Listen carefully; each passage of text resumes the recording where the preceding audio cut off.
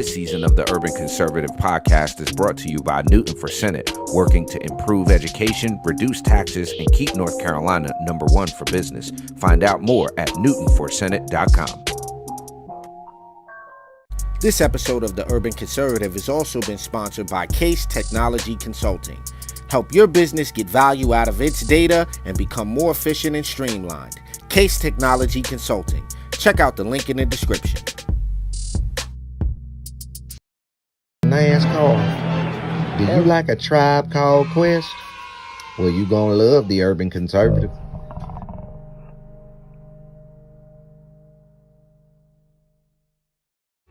Do you like manwich and nachos? Well, then you'd love the Urban Conservative. Do you like guns? Do you like butter? Well, you're gonna love the Urban Conservative. Yo, what's good, son? You like pit bulls, say? You like solving Sudoku puzzles? Then you gonna love the Urban Conservative.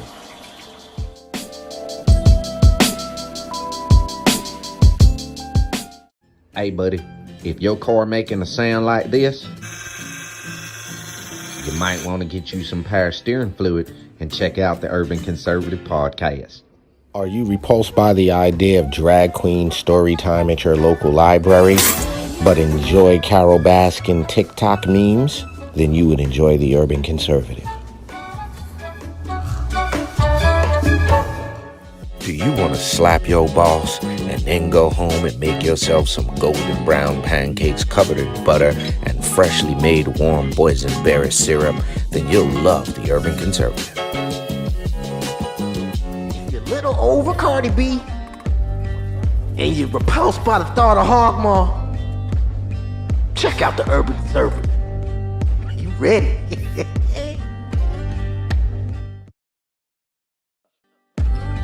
If you think the earth is flat and always on that weird side of YouTube, check out the Urban Conservative. They'll set you straight.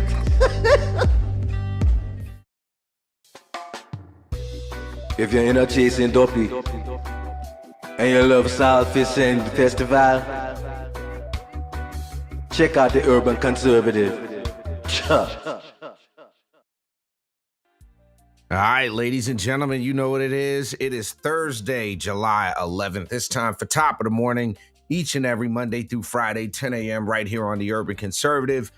You're joined by Abdul Ali on the best 30-minute morning show on the internet. If you haven't done so already, we need you to go over to our website, tuconservative.com. Support our mission of sharing conservative values and principles and the benefits of conservative policies to urban communities across this great nation of ours.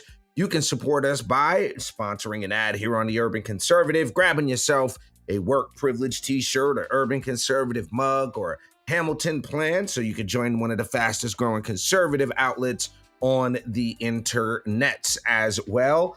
I need you to go over to aliforcongress.com. That is ALIFOR Congress.com. Support yours truly. I am taking on Alma Adams here in the U.S. 12th Congressional District, basically the city of Charlotte, North Carolina. And why, you ask? Why in God's green earth would I be taking on Alma Adams for Congress? Well, one of the biggest problems that we have is a continuous failure to properly represent the values of the people of the 12th Congressional District. And why, ladies and gentlemen, do I say that? Well, yesterday, there was a vote on H.R. 8281, the bill that passed, which allowed wanted to allow only United States citizens to vote. That whole thing where people bled and fought and died for our right to vote in this country. As Black people, as women, people fought and suffered. But yesterday, with a no vote, Alma Adams again voted against the most sacred of our rights as American citizens, our right to vote. This is another example of her extreme partisanship and her failure to truly represent the shared values of the people of the 12th District. And I assure you, as your next congressman, I will always and forever defend the right of only U.S. citizens to decide our elections. That's federal, that's state, that's local. I don't care if it's dog catcher. If you're not a citizen of this country, you should not be voting in our elections. And that's something I thought both Democrats and Republicans agreed with. You'd have thunk that everybody could agree on something as simple as only citizens voting in North Carolina in our country. You would think that. Well, ladies and gentlemen, you'll have an opportunity if you're in North Carolina to codify that change in our state constitution this November. There will be a simple constitutional amendment that says only, the word only is the only thing we're looking to change. The word only United States citizens shall vote in our election. So there you have that. I mean, guys, sometimes I look at things. I get these stories. People send me things that they want us to cover here on the Urban Conservative. And sometimes I get things that are just too unbelievable for me to cover. Sometimes I think that there are things that it can't be real. It can't. It can't be happening. Not in America, not now. But look, we're at a point in our country where almost anything is possible. Anything can happen. So you might ask yourself a question, right? Given that today's society, people want to find jobs, the job market is tough as it is out there, you would think that, standards were a thing. People wanted to, if you own a business, you wanted to have standards like, I don't know, people showing up to work on time, having a neat and professional appearance. You would think the most basic of these things would be simple, like showing up on time. Well, ladies and gentlemen, and I cannot make this up. I cannot make this up. The lady that you see on your screen is Mary Klotman. Okay? Mary Klotman is the head of the Duke Medical School. Okay? Let me read this. Mary Klotman is the dean of the Duke School of Medicine. Mary Klotman, the lady you see on your screen there, folks. Now, if you are about to sip your coffee, go ahead and take a sip, because what I'm about to say is actually real. This lady said, and I quote, that Duke Medical School claims it is white supremacy culture to expect people of color to be on time in a strategic plan for creating an anti-racist workforce. Hold on. You heard me correctly.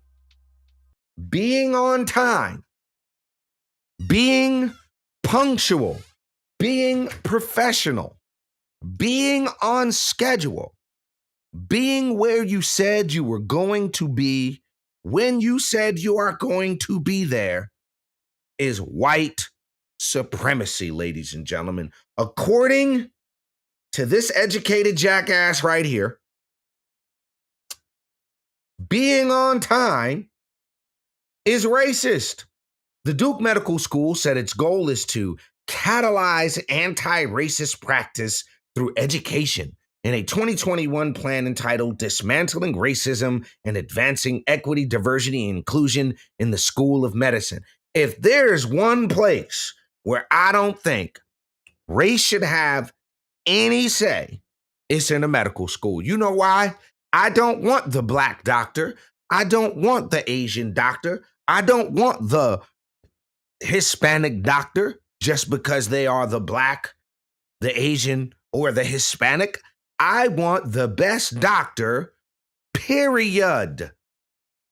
How, ladies and gentlemen, have we gotten to a point in our society where being on time, being on time is racist? The guide, praised by the school's dean, called out what it deemed white supremacy culture with its purported nitpicking about being on time, dress code, speech, and work style. I cannot make this up. Here you go. I can't make this up. These are actually written words. Cannot make this up.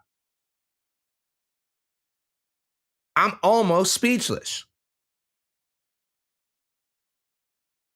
The medical school said its goal, I just got to read this again, is to catalyze anti-racist practice through education in a 2021 plan entitled Dismantling Racism and Advancing Equity, Diversity, and Inclusion in the School of Medicine. The guide, which was praised by the school's dean, called out what it deemed white supremacy culture with its purported nitpicking about being on time, dress code, speech, and work style. It also contains a series of negative terminology vis-a-vis white culture. Quote, white supremacy culture is the ideology that white people and the ideas, thoughts, beliefs, and actions of white people are superior to people of color and their ideas, thoughts, beliefs, and actions, the document stated. The document stated that America is rigged for the interest of white people who get privileges, i.e., the unquestioned and unearned set of advantages, entitlements, benefits, and choices bestowed on people solely because they are white.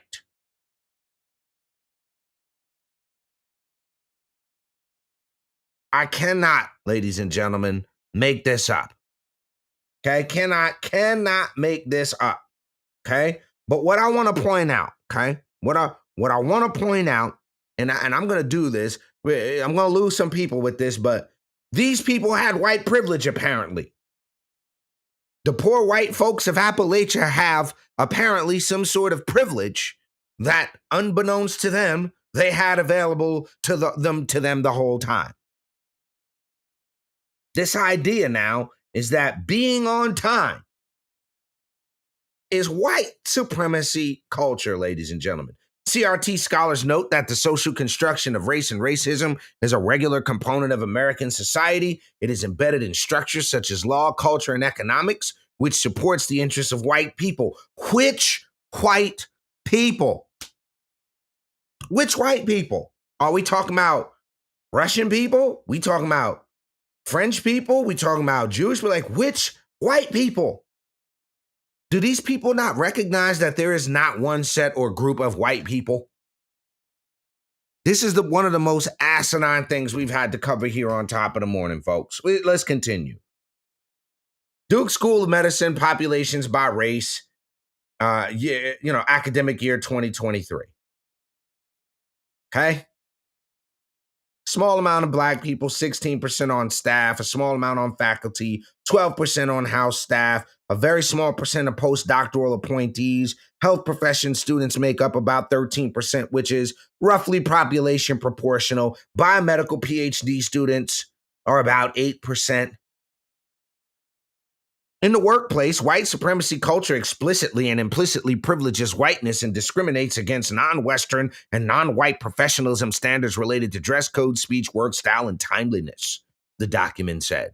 Some identifiable characteristics of this culture includes perfectionism, belief that there's only one right way, power hoarding, individualism, sense of urgency, and defensiveness, aka medical science has progressed to the point where there are procedures that one must follow in order to be a good doctor.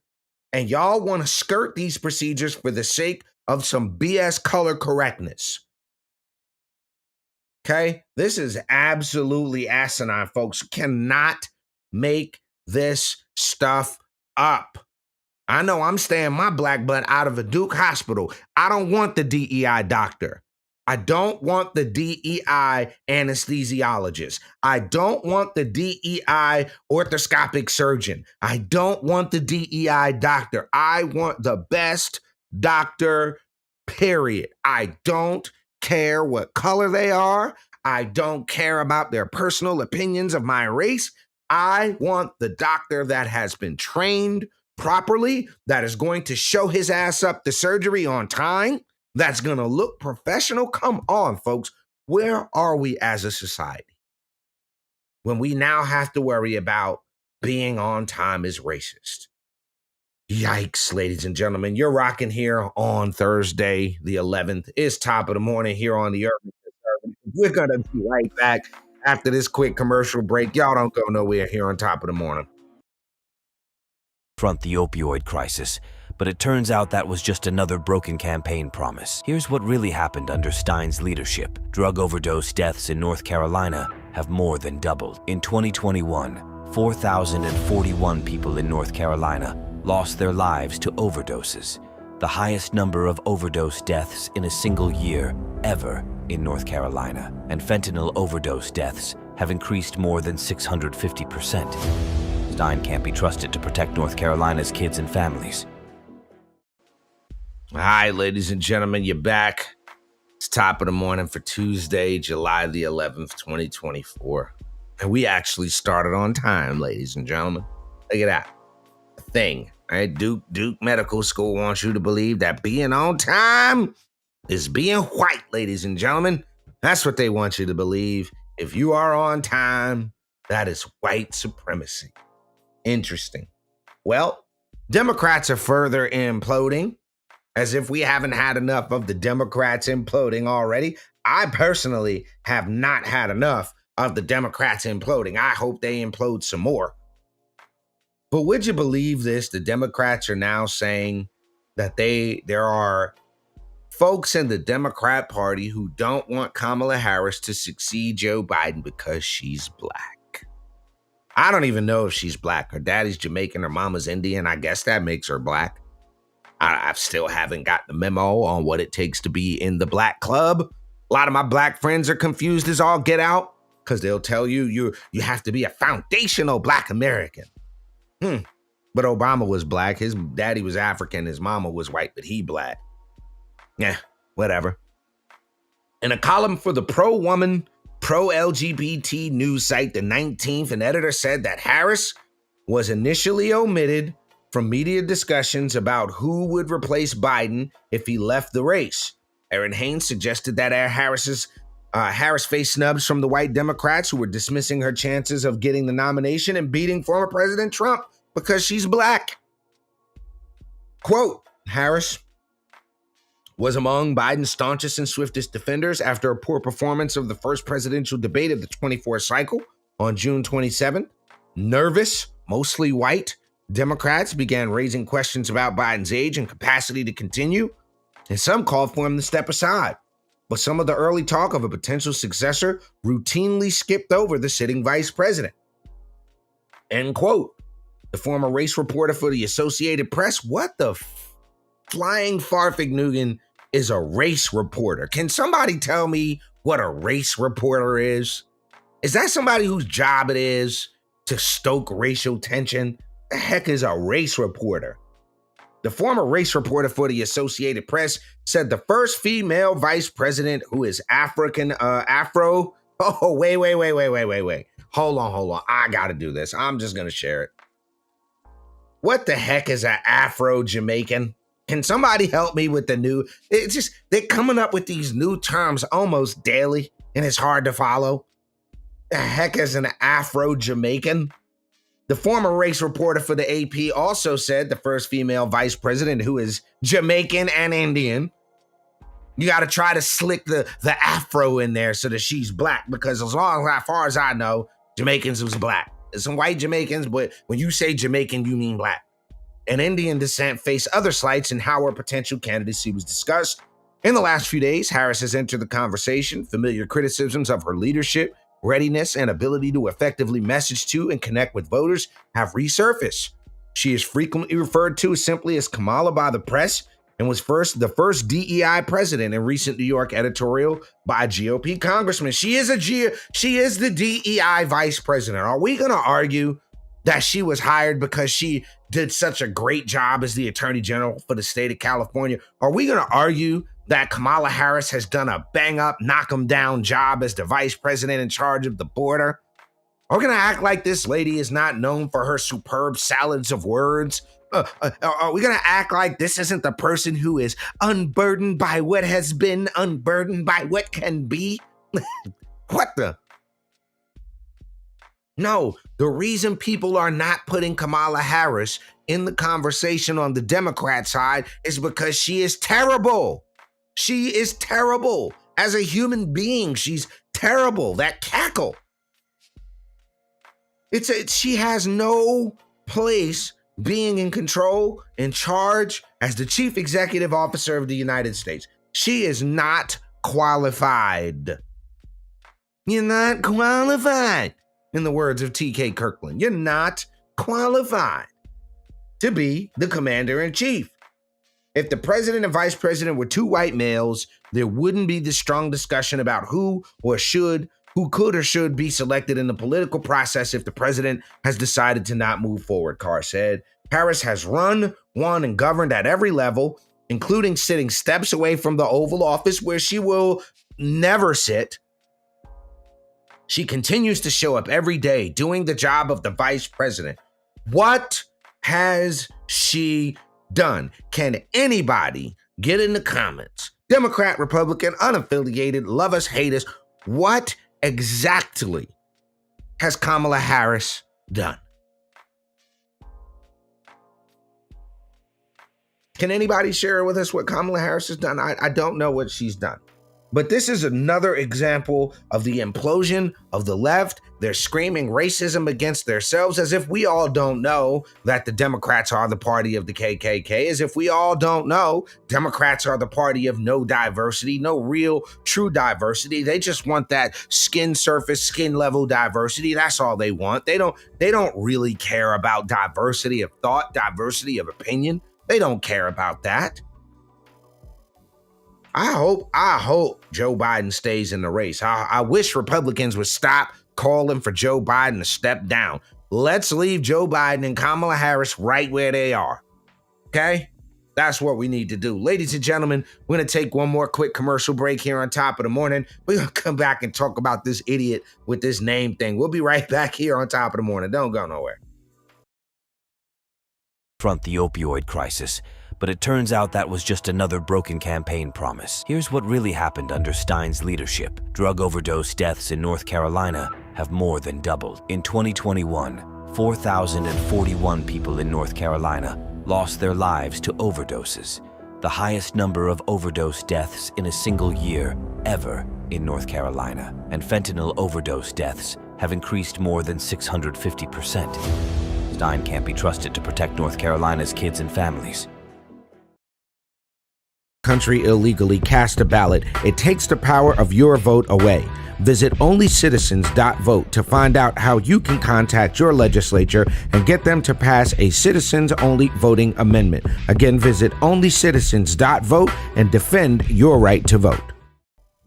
All right, ladies and gentlemen, you're back. It's Top of the Morning here on the Urban Conservative. Glad you are rocking along with us on this Thursday morning. Really appreciate all the love and support. If you are in the Charlotte and surrounding areas, ladies and gentlemen, it is going down today, the grand opening of the Trump Force 47 office with special guest Trump-endorsed NC 14 congressional candidate and Speaker of the North Carolina House, Tim Moore, and yours truly. It is going down at 1100 Central Avenue in Charlotte today. Doors open at 6 p.m. Again, the grand opening of the Trump Force 47 office is going down today at 6 p.m. Central Avenue in Charlotte. You are not going to want to miss the exciting and amazing opening of this office for the Trump Force 47. There's a link on our website you can go to sign up. Let the Trump Force 47 folks know you're coming.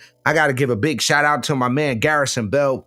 Big up to Lorena Castillo, Ritz, and Leanne, and everybody that's supporting the Trump Force 47 team here in Charlotte. I'm super excited to be out there today, say a few words, and support President Trump here in Charlotte, ladies and gentlemen.